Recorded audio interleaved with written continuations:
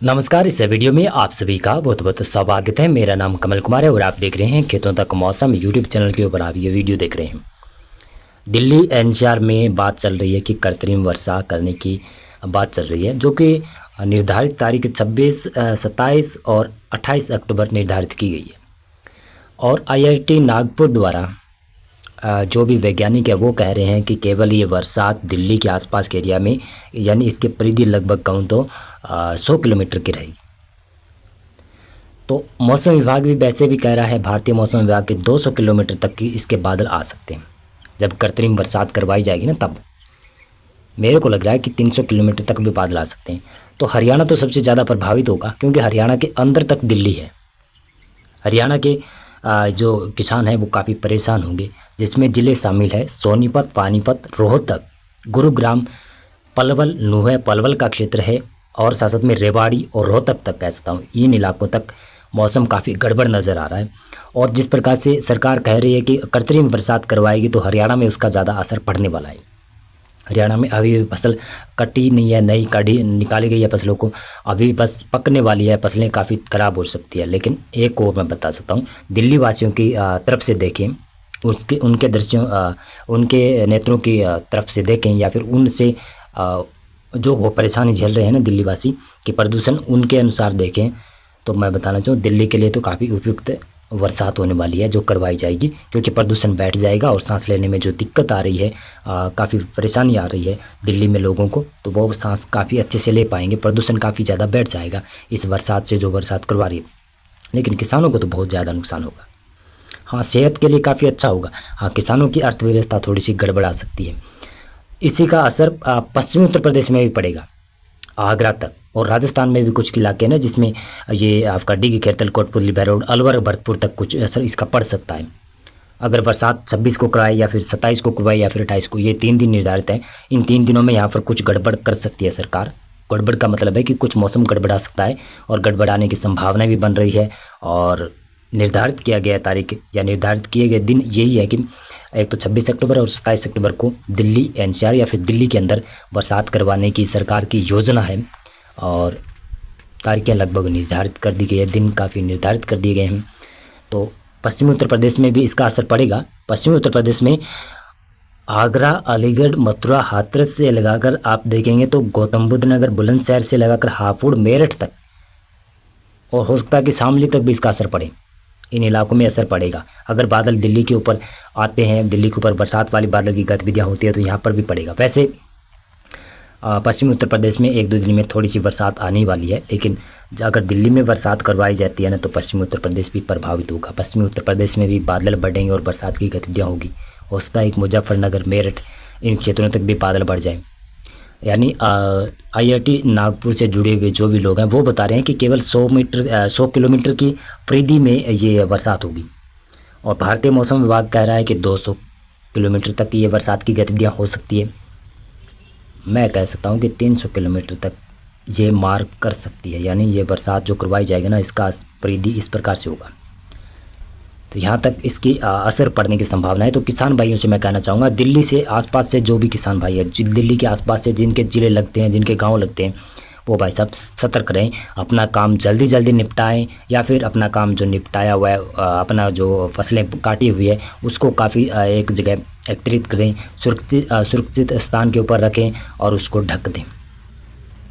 क्योंकि 26, 27, 28 अक्टूबर के दौरान तो ये सरकार करने वाली है, बरसात की गतिविधि करवा सकती है। IIT नागपुर द्वारा कृत्रिम बरसात करवाने की जो योजना है, अगर करवाती है तो ये जो आसपास के जो ज़िले हैं ना, ये प्रभावित हो सकते हैं, यहाँ पर भी बरसात आ सकती है।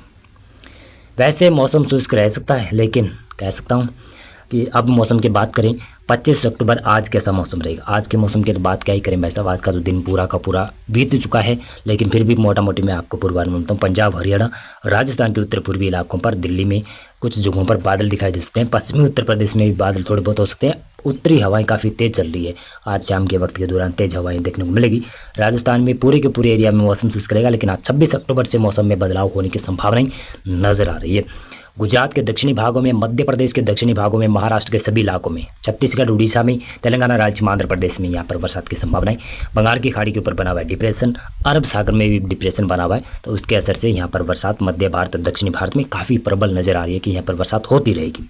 पूर्वी भारत में थोड़ी सी बरसात की संभावनाएं आज कम है, कल संभावित ज़्यादा है। 26 अक्टूबर को क्या चांसेस हैं? 26 अक्टूबर को मौसम पंजाब, हरियाणा, दिल्ली, पश्चिमी उत्तर प्रदेश, पूर्वी उत्तर प्रदेश में भी मौसम शुष्क रहेगा। उत्तराखंड, हिमाचल प्रदेश, जम्मू कश्मीर, गिलगित इलाके क्षेत्रों में मौसम शुष्क रहेगा। राजस्थान में मौसम शुष्क नहीं रहेगा 26 अक्टूबर को। 26 अक्टूबर को ऐसा लग रहा है कि उदयपुर, कोटा संभाग के ऊपर मौसम गड़बड़ा सकता है, कुछ बरसात की गतिविधियां यहाँ पर हो सकती है। साथ में पश्चिमी विक्षोभ भी आ रहा है, तो उसका असर 27-28 अक्टूबर को कुछ मैदानी इलाकों में बादलों के रूप में पड़ेगा। और दिल्ली एनसीआर में जो सरकार कृत्रिम बरसात करवाएगी वो शायद 27 अक्टूबर को ही ज़्यादा सशक्त या फिर ज़्यादा सही साबित हो सकती है, क्योंकि उस दौरान बादल काफ़ी ठीक ठाक होंगे। और बादल काफ़ी ठीक ठाक होने भी चाहिए, कृत्रिम बरसात करवाई जाती है ना, तब बादल काफ़ी ठीक ठाक होने चाहिए। 26 अक्टूबर को बादलवाई उत्तर भारत के क्षेत्रों पर नहीं रहेगी, लेकिन 27 अक्टूबर को बादलवाई देखने को मिलेगी। गुजरात के दक्षिण पूर्वी इलाकों में बरसात की संभावना है। महाराष्ट्र में बरसात की संभावना है। मध्य प्रदेश के दक्षिणी पश्चिमी विभागों में बरसात की संभावना है। उड़ीसा, छत्तीसगढ़, तेलंगाना राज्य में, आंध्र प्रदेश, केरल, तमिलनाडु, कर्नाटक, इन क्षेत्रों में बरसात की संभावना है। अंडमान निकोबार द्वीप लक्षद्वीप में भारी मध्यम तेज मूसलाधार बरसात। 27 अक्टूबर का माहौल ये रहेगा। 27 अक्टूबर को दिखाई तो दे रहा है कि यहाँ पर गुजरात में भी बरसात थोड़ी सी कम हो सकती है, लेकिन मध्य प्रदेश के दक्षिणी भागों में बरसात की संभावना, पश्चिमी भागों में नहीं, दक्षिणी भागों में बरसात की संभावना है। और हरियाणा, दिल्ली, पंजाब, पश्चिमी उत्तर प्रदेश, राजस्थान के उत्तर पूर्वी इलाका, ये जो क्षेत्र है यहाँ पर कुछ क्षेत्रों पर बादलबाई देखी जा सकती है और बादलबाई के साथ में थोड़ी बहुत एरिया में बूंदाबांदी पड़ सकती है। लेकिन अगर सरकार बरसात करवाती है 27 अक्टूबर को, तो दिल्ली में बरसात हो भी सकती है। हो सकता है 28 अक्टूबर को भी करवाए, लेकिन हो भी सकती है, संभावना है, वो भी संभावना बनी रहेगी। झारखंड, पश्चिमी बंगाल और उड़ीसा, छत्तीसगढ़ और दक्षिणी भारत के तमाम इलाकों में बरसात की संभावनाएं दिखाई दे रही है। बंगाल की खाड़ी में 28 अक्टूबर को नया सिस्टम चक्रवाती तूफान बन जाएगा। भाई साहब 28 अक्टूबर के आसपास ऐसा लग रहा है कि चक्रवाती तूफान बंगाल की खाड़ी में ऊपर जाएगा और अरब सागर में बना हुआ डिप्रेशन वो अरब सागर में बना रहेगा, लेकिन वो और ज़्यादा सख्त नहीं होगा, नहीं कमज़ोर होगा, केवल डिप्रेशन में बना रहेगा। और बंगाल की खाड़ी में उठने वाला सिस्टम चक्रवाती तूफान 28 या फिर 27 अक्टूबर को बन जाएगा, तो उसका असर दक्षिण पूर्वी भारत के तटीय इलाके ना यहाँ पर पड़ने लगेगा और कुछ मध्य भारत में भी इसका असर पड़ेगा। और ट्रैक दिखा रहे हैं कि ये पूर्वी भारत की तरफ जा सकता है।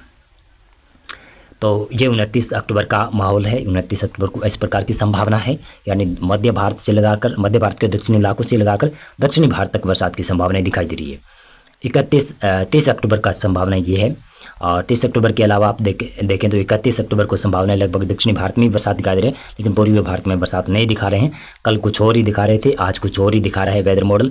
1 नवंबर 2025 का पूर्वानुमान देखें तो दक्षिणी भारत में बरसात, उत्तर भारत का तमाम इलाकों से मौसम शुष्क दिखाई दे रहे हैं। 2 नवंबर की संभावना ये है, 3 नवंबर की संभावना ये है। मौसम पूर्वानुमान और मौसम अपडेट में अभी बस इतना था। बहुत बहुत धन्यवाद आपका पूरा वीडियो देखने के लिए। एक जानकारी मैं देना चाहूँगा, अगर तूफान बनता है, सिस्टम अगर रिकवर कर जाता है पूर्वी भारत की तरफ, तो मेरा अनुमान है कि वो रिकवर करेगा और पक्का कर सकता है, क्योंकि पूर्वी भारत की तरफ ये उत्तर पश्चिमी हवाएं आ रही है, इसको धकेल सकती है पूर्वी भारत की तरफ, और मध्य भारत की तरफ इसको आने नहीं देगी और न ही दक्षिणी भारत के अंदरूनी इलाकों तक पहुँचने देगी, क्योंकि इस सिस्टम को ये वापस भेज देगी पूर्वी दिशा की तरफ। और बिहार, झारखंड, पश्चिमी बंगाल और पूर्वोत्तर राज्यों में बरसात की गतिविधियाँ 28 अक्टूबर के बाद में थोड़ी सी बढ़ सकती है। ये मेरा अनुमान है कि इस प्रकार से बढ़ सकती है, क्योंकि अभी हवाएं उत्तर पश्चिमी काफ़ी ज़ोर से चलने वाली होगी जब यह सिस्टम बनेगा। तो मेरे को लग रहा है कि उत्तर पूर्वी दिशा की तरफ ये बढ़ता हुआ पूर्वी भारत में जा सकता है। मौसम पूर्वानुमान और मौसम अपडेट में अभी बस इतना था। बहुत बहुत धन्यवाद आपका पूरा